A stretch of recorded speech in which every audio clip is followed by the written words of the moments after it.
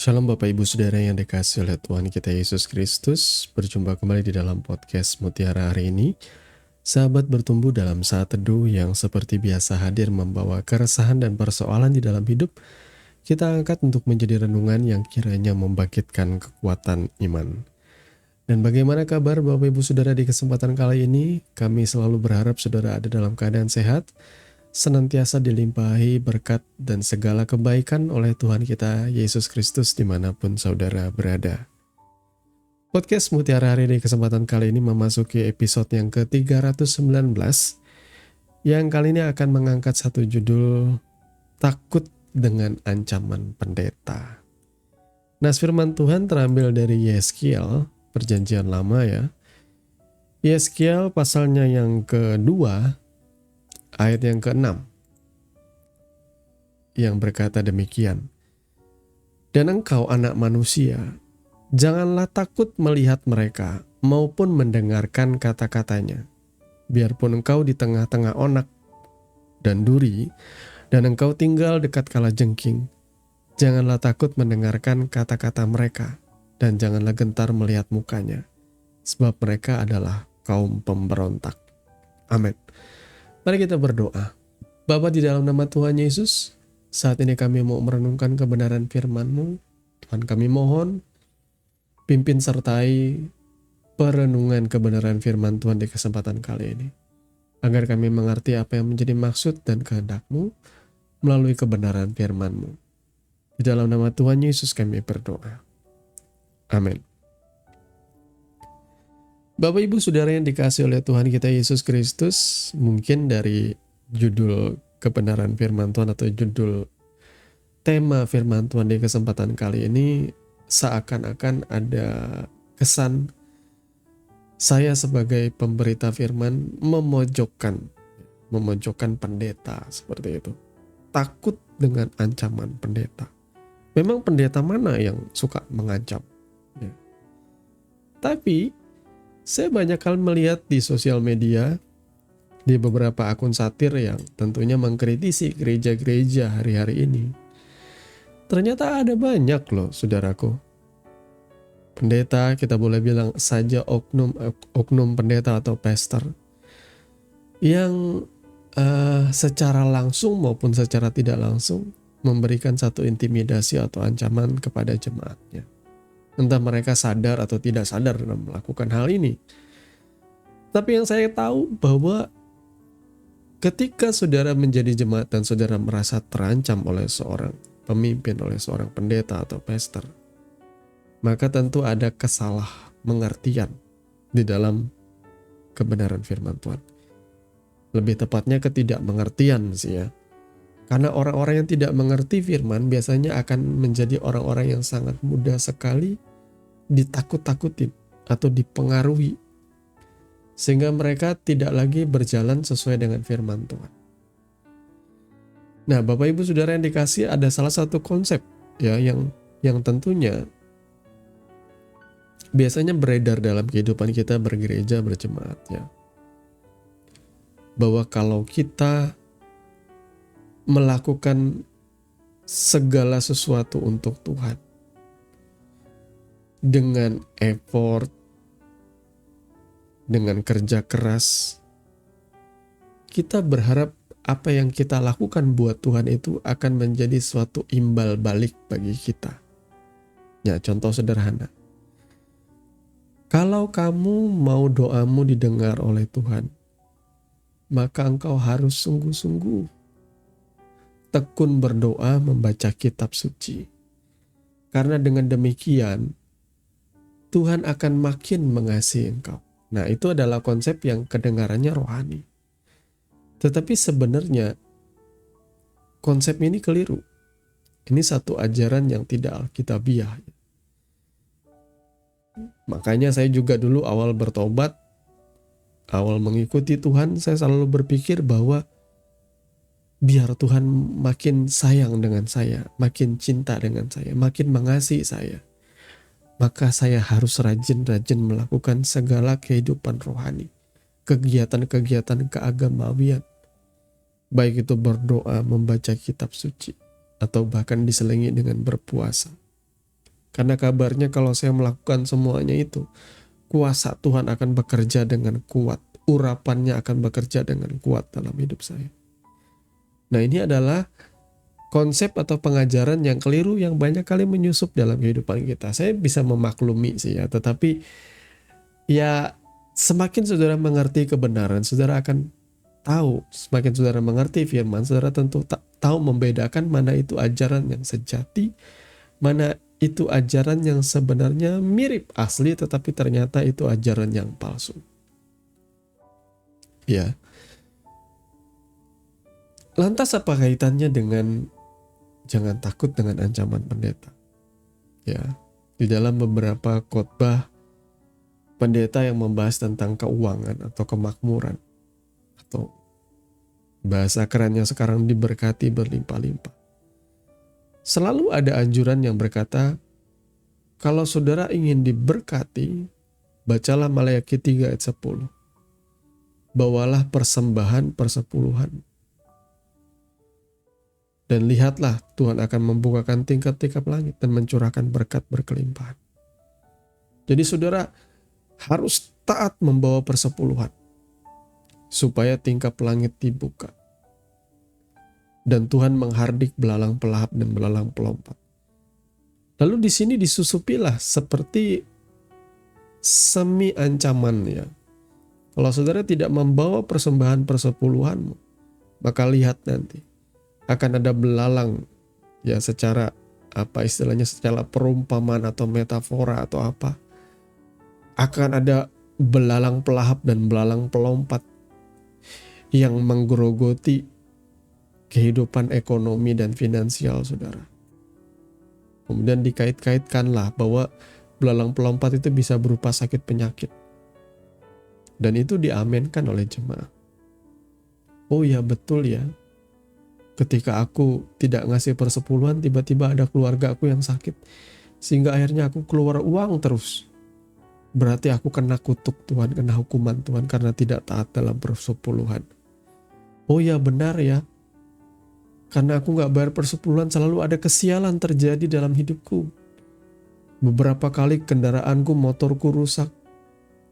Ban kendaraanku bocor. Atau aku mengalami kecelakaan. Itu karena aku gak bawa persepuluhan. Nah, hal ini kedengarannya seperti sebuah kebenaran. Tetapi sebenarnya itu adalah ajaran palsu, saya katakan. Karena kalau saudara mengikuti seri pengajaran atau seri renungan di dalam podcast Mutiara hari ini, kemudian juga khotbah Minggu Sunday Blessing, saya biasanya akan menyampaikan satu pengajaran di mana di dalamnya saya rindu supaya jemaat membuka mata dan hatinya bahwa yang namanya persepuluhan itu adalah bagian dari ketentuan di dalam hukum Taurat yang eksklusif hanya diberikan kepada bangsa Israel. Jadi bentuk perjanjian Tuhan ya, perjanjian lamanya dengan bangsa Israel itu adalah hukum Taurat yang harus ditaati. Satu prinsip dasar dalam hukum Taurat ialah satu harus dilakukan, yang lain jangan diabaikan. Jadi saudara tidak bisa memilih-milih hukum itu mana yang masih berlaku, mana yang sudah gugur, nggak ada. Kalau saudara mau kembali kepada persepuluhan, maka saudara harus taat juga melakukan 612 perintah yang lain. Karena di dalam hukum Taurat itu ada 613 mitzvah atau mitzvot atau 613 perintah yang sekali lagi tidak boleh diabaikan. Kalau saudara melakukan 612, satunya saudara tidak lakukan, saudara sudah gagal di dalam seluruhnya. Itulah hukum Taurat, ya. Nilai kesempurnaan ilahi yang sukar untuk dilakukan oleh manusia. Sekalipun ada orang-orang yang mengaku mampu melakukannya, tapi ternyata kesemuanya tidak lebih hanyalah kehidupan keagamawian. Karena hukum Taurat itu adalah bayang-bayang dan penggenapannya ialah Kristus. Jadi ketika Kristus datang 2000 tahun bahkan lebih yang lalu, ya, datang menjadi anak manusia, sang firman itu, dan ia menggenapi hukum Taurat melalui kematian dan kebangkitannya. maka hukum Taurat itu dan segala ketentuannya sudah dibatalkan atau sudah diabolisi, sudah tidak lagi berlaku. Sehingga manusia hari ini dibenarkan bukan karena melakukan segala yang tertulis di dalam hukum Taurat, tetapi karena iman. Tapi apakah tidak berlakunya hukum Taurat itu lantas membuat kita hidup dengan bebas? Tentu tidak, ya. Ada hukum moral yang masih tetap berlaku. Tetapi hukum-hukum kebenaran di dalam Taurat itu tidak akan menjadi nilai tukar kebenaran. Yang membuat saudara dibenarkan di hadapan Tuhan ialah iman. Ketika saudara percaya kepada Kristus, saudara diselamatkan. Maka melakukan hukum Taurat dan salah satu ketentuannya ialah persepuluhan sudah tidak lagi berlaku. Karena fakta sejarahnya juga di tahun 70 Masehi, ya, Kaisar Titus, ya, Jenderal Titus menghancurkan Yerusalem bersama dengan bait sucinya. Sehingga pusat peribadatan menurut hukum Taurat itu di dalam bait suci sudah tidak lagi terlaksana dengan benar, sudah tidak lagi terlaksana dengan baik. Sudah tidak lagi ada orang Lewi, sudah tidak ada lagi imam besar dan sebagainya. Sudah tidak ada lagi. Maka yang namanya persepuluhan menurut ketentuan hukum Taurat yang dilaksanakan dengan juklak atau petunjuk pelaksanaan dan juknis atau petunjuk teknis yang benar di dalam 5 Taurat Musa itu sudah tidak bisa lagi diberlakukan hari ini. Dan itu memang sudah membuktikan bahwa hukum Taurat itu diabolisi atau dibatalkan sama sekali. Jadi kalau ada pendeta yang mengancam, lihat Maleakhi 3 ayat yang ke-10, ayat 9 dan 10. Itu tidak bisa menjadikan pembenaran hari ini. Dan maaf kata, bolehkah kita berpikir sedikit kritis ya? Kenapa pendeta terlalu banyak mengkhotbahkan tentang persepuluhan ketimbang mengajar atau kembali kepada berita Injil yang sejati, yakni memberitakan tentang kekristenan atau kristologi atau mengenal Kristus dengan benar? Kenapa sibuk dengan hanya uang dan hidup berlimpah-limpah? Dan kemudian juga faktanya semua orang bisa melihat bahwa dari semua khotbah mengenai pemberitaan tentang berkat atau berlimpah-limpah itu tadi dan mengumpulkan persepuluhan dari jemaat, semuanya hanya diperuntukkan membangun kerajaan atau mega church yang semakin besar untuk kemewahan yang tidak bisa dipungkiri. Orang bisa melihat itu karena firman Tuhan sendiri berkata, dari buahnya lah kamu akan mengenal mereka. Jadi Bapak Ibu Saudara yang dikasihi oleh Tuhan kita Yesus Kristus, apakah saya hari ini memberi persepuluhan? Tentu sudah tidak lagi. Saya tidak membawa persepuluhan sama sekali ke gereja. Nah, ini sebuah pengakuan saya di hadapan Tuhan dan di hadapan saudara. Tetapi apakah saya berdosa di hadapan Tuhan? Tentu tidak. Karena saya sebagai orang yang dibenarkan oleh iman, jemaat perjanjian baru. Ya, dari semua yang saya baca di dalam kitab suci, apa yang Yesus ajarkan, maka yang bisa kita lakukan, pemberian-pemberian kita, itu semata oleh karena kasih, oleh karena kerelaan hati, dan oleh karena sukacita untuk kita melakukannya. Kita tetap harus menolong orang lain. Kalau saudara tergerak untuk menolong atau membantu gereja, silahkan lakukan dengan tanpa ada harapan, ada embel-embel bahwa Tuhan mengasihi aku ketika aku memberi persembahan. Kalau saudara mau memberikan bantuan bagi gereja, bagi hamba Tuhan, silahkan lakukan itu dengan kasih. Dengan tanpa ada harapan kalau aku menabur aku akan menuai. Tidak usah. Berikanlah semua itu dengan kerelaan hati. Dengan rasa syukur bahwa apa yang saudara punya ada bagian tertentu yang merupakan titipan Tuhan untuk saudara berbagi bagi sesama. Tapi jangan juga jadikan ini sebagai bahan khotbah untuk saudara membegal jemaat. Hai pendeta-pendeta. Lalu saudara mulai mengancam jemaatmu kalau tidak memberikan persembahan, ini akan terjadi kepadamu. Ini hukumannya. Ini celakanya. Kita dulu selalu merasa diintimidasi ketika tidak membayar persepuluhan atau persembahan. Mungkin hari ini bahkan jemaat diintimidasi tidak hanya soal persepuluhan, tetapi buah sulung, soal janji iman. Kalau tidak menepati akan mengalami seperti yang dialami oleh Ananias dan Safira, itu biasanya menjadi ancaman-ancaman dari pendeta untuk menakut-nakuti jemaatnya. Padahal tidak seharusnya itu dilakukan. Saudara ya, belum lagi ada gereja-gereja yang merasa eksklusif bahwa mereka adalah gereja yang paling benar, paling dipilih Tuhan, paling dipakai Tuhan, paling dicintai Yesus. Dan jemaat bertumbuh paling luar biasa pertumbuhannya di gereja kami. Sehingga jemaat diintimidasi. Kalau kalian keluar dari gereja ini, keselamatan kalian hilang. Kalau kalian keluar dari gereja ini, kalian akan mengalami kekeringan rohani. Iblis akan menyerang kalian. Kalau kalian keluar dari gereja ini, kemiskinan akan datang dan engkau akan digerogoti sakit penyakit, kecelakaan. Saya banyak mengalami ancaman atau intimidasi seperti itu. Kalau kau keluar atau kalau kalian keluar dari gereja ini akan terjadi kepadamu. Ini akan terjadi kepada anakmu, kepada keturunanmu. Dan menakutkan ancaman-ancamannya. Tapi faktanya, ketika saya keluar dari sebuah gereja yang pastor atau pemimpinnya suka mengancam-ancam, kenyataannya tidak terjadi apa-apa. Saya pernah mengalami satu kecelakaan. Ya, karena keteledoran saya sendiri ya. Keteledoran saya ialah saya berkendara dengan ugal-ugalan. Ketika ada satu motor metik membalap saya merasa darah muda dan ego saya itu tersentil. Sehingga saya pun menancap gas kendaraan saya untuk balapan liar di jalan. Saya tidak terima ya, karena saya punya motor dengan cc besar dibalap oleh motor metik, ya saya tersinggung ya. Entah kenapa ego anak muda yang tidak punya pikiran panjang itu begitu bodohnya gitu ya. Sehingga saya mulai menancap gas. Dari kejauhan saya melihat ada sebuah jembatan yang saya tidak tahu. Di satu sisi jembatan itu ada aspal, di sisi lain ternyata jembatan itu sedang diperbaiki. Tidak ada aspal. Dan ketika saya tetap mengebut dengan kecepatan tinggi, saya langsung terpelanting. Saya jatuh. Saya masuk rumah sakit.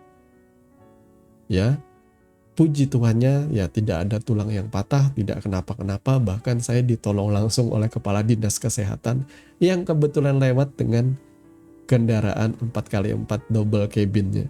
Ya, entah itu adalah pertolongan Tuhan atau apa, saya tidak mau membela diri saya di situ. Tapi kemudian saya mendengar selentingan ada orang-orang dari gereja lama, saya berkata itu terjadi dengan dia. Karena dia tidak setia. Karena dia meninggalkan gereja kita.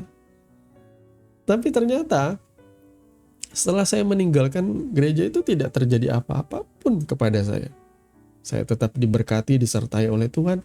Saya justru makin terbuka memahami kebenaran firman Tuhan dan merasa bahwa ketika saya ada di dalam gereja itu ternyata saya banyak ditipu. Dengan menggunakan istilah-istilah penglihatan, pendengaran rohani lah. Ternyata banyak tipuan-tipuan yang dilakukan. Ya, entah sadar atau tidak sadar, pemimpin-pemimpin rohani itu bisa menipu saudara. Dengan berkanjang penglihatan, nubuat, dan lain sebagainya. Ternyata semuanya bicara soal uang. Ternyata di balik semua itu ada mamon atau ada keuntungan yang dikejar. Jadi Bapak Ibu Saudara yang dikasih oleh Tuhan kita Yesus Kristus, waspadalah. Jangan saudara tertipu. Jangan takut dengan ancaman jemaat. Ya, pahami kebenaran firman Tuhan. Bahwa sebelum saudara menerima Kristus, sebelum saudara diselamatkan, ketika saudara masih hidup di dalam dosa dan tidak mengenal Tuhan, Yesus sudah mengasihi engkau. Itu sebabnya ia menyerahkan nyawanya. Supaya setiap orang yang tadinya tidak percaya menjadi percaya, maka mereka diselamatkan. Itulah besar kasih setia, besarlah kasih Tuhan kepada setiap kita. Maka kalau saudara berdoa, berdoalah karena saudara rindu kepada Tuhan. Berdoalah karena saudara haus dan lapar. Bacalah Alkitab karena saudara rindu mengenal Dia. Haus dan lapar akan kebenaran. Bukan karena supaya aku makin diurapi. Supaya aku makin dipakai dengan dahsyat oleh Tuhan. Jangan. Jauhkan pikiran itu. Tuhan itu Immanuel. Allah yang selalu menyertai kita. Saudara, saya percaya bahwa kuasanya itu tidak seperti pemahaman-pemahaman dari keyakinan-keyakinan mistik ya, keyakinan-keyakinan agama lama di mana semacam ada kesaktiannya akan semakin bertambah-tambah, atau kayak anime seperti Naruto atau seperti Dragon Ball gitu ya, yang ada power super saya yang bisa akan bertambah-tambah. Tuhan itu pribadi yang selalu beserta dengan kita. Kuasanya menyertai kita. Ketika saudara berjalan, Tuhan berjalan bersama saudara. Ketika saudara berjalan dalam kasih setianya, saudara tidak usah takut lagi diancam oleh pendeta. Apapun itu. Lebih-lebih kalau pendeta yang mengancamnya sudah di luar akal ya. Karena pendetanya ketahuan berbuat zina atau berselingkuh atau melakukan pelecehan seksual. Demi menutupi aib pendeta itu, ada ancaman dari jemaat, ada ancaman juga dari pendeta, sambil mengingatkan jasa-jasanya. Ada pendeta seperti itu yang kalap, yang buta mata. Ketika ia ketahuan oleh jemaatnya, dia mengancam jemaatnya dengan berkata, kalian tahu, kalau bukan karena saya, kalian bisa jadi apa sekarang? Nah, itu yang bisa terjadi, yang kurang ajar ya.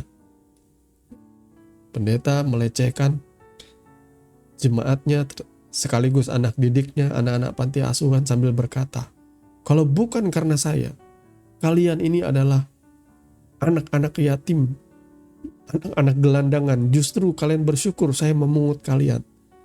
Tapi kan kemudian akhirnya dilecehkan, diperkosa juga oleh pendeta ini, betapa kayak setan, dan masih bilang, kalau bukan karena saya.